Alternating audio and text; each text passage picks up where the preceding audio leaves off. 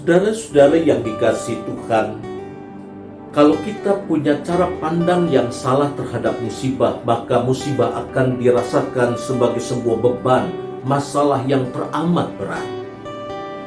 Pada masa kini kita masih sering mendengar ada orang berkata bahwa musibah punya mata. Dan matanya tertuju pada orang yang salah, pada orang yang jahat. Dan ini adalah cara pandang yang keliru, menimbulkan beban yang begitu berat.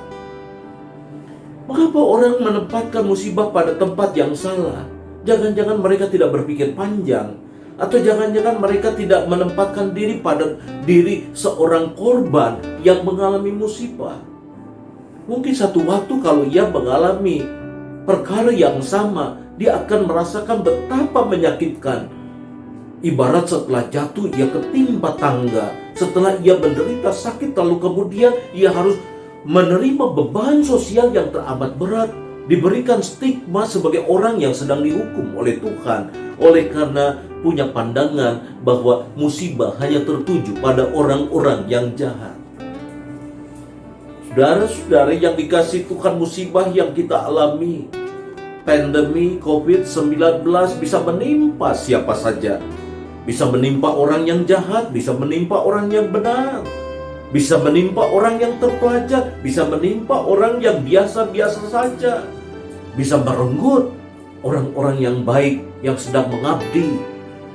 Tetapi dia juga bisa merenggut orang yang tidak peduli sama sekali.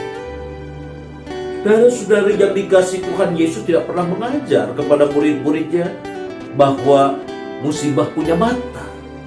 Allah menghukum melalui sebuah musibah. Ketika murid-murid bertanya kepada Yesus, siapa yang salah? Orang ini ataukah orang tuanya? Mengapa ia dilahirkan buta? Yesus tidak mengatakan, menjawab kepada murid-muridnya yang salah itu dirinya ataupun orang tuanya. Yesus mengatakan kepada murid-muridnya, supaya pekerjaan Allah dinyatakan di dalam dia. Saudara-saudara yang dikasihi Tuhan, cara pandang Yesus ini penting buat kita. Jangan kita mempergunjingkan mengapa ia mengalami musibah, mengapa ia lalu kemudian mengalami perkara yang sedemikian menyesalkan dalam situasi pada saat ini. Tetapi Yesus mengatakan supaya pekerjaan Allah dinyatakan di dalam musibah. Apa yang bisa kita lakukan? Saya terenyuh melihat masyarakat dengan spontan, begitu mereka tahu ada rumah sakit rujukan kekurangan APD, mereka mengumpulkan dana, mereka membeli walaupun harganya mahal, supaya mereka yang berjuang di garis depan, mereka mendapat dukungan dari masyarakat.